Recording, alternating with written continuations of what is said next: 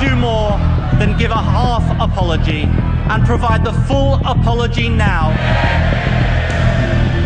Prime Minister. People will, of course, make judgments about it. Of course, I regret, and I am extremely sorry about the furore it has caused. But the greatest responsibility I have is to clear up this mess. What the public expects is not petty political point scoring, what they want, what they deserve, is concerted action.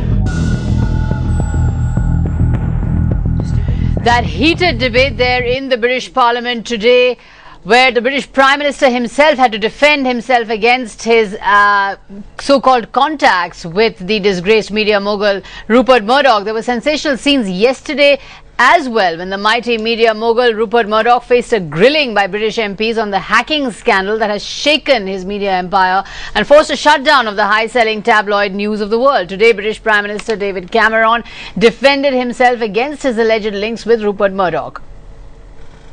People will, of course, make judgments about it.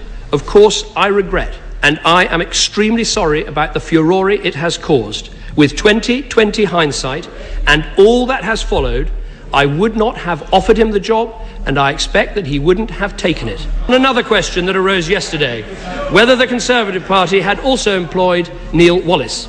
The Conservative Party chairman has ensured that all the accounts have been gone through and has confirmed to me that neither Neil Wallis nor his company has ever been employed by or contracted by the Conservative Party, nor has the Conservative Party made payments to either of them.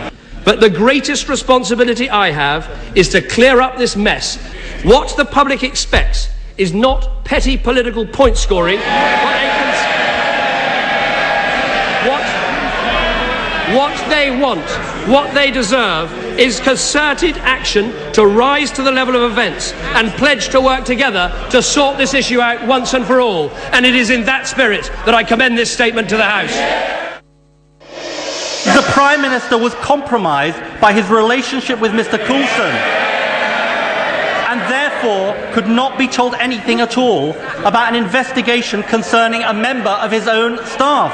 Mr. Speaker, the Met fired Mr. Wallis, even though he wasn't mentioned in the article, because of the associations he had with Mr. Coulson and the publication of the article. And what did the Prime Minister do? He did nothing.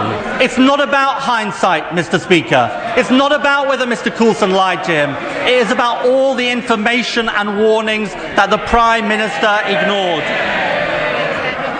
Why doesn't he do more? Why doesn't he do more than give a half apology and provide the full apology now for hiring Mr. Coulson and bringing him into the heart of Downing Street? Prime Minister. What I would say to the right honourable gentleman is stop hunting feeble conspiracy theories and start rising to the level of events. I have to say, on most of the other questions, I feel he wrote the questions before he heard my statement today. He asks about the issue of B-Sky B. The Cabinet Secretary has said there was no breach of the Ministerial Code. No. The Right Honourable Gentleman published a list this morning, but it does not go back to the last election. And indeed, when are we going to see the transparency from Tony Blair and from Gordon Brown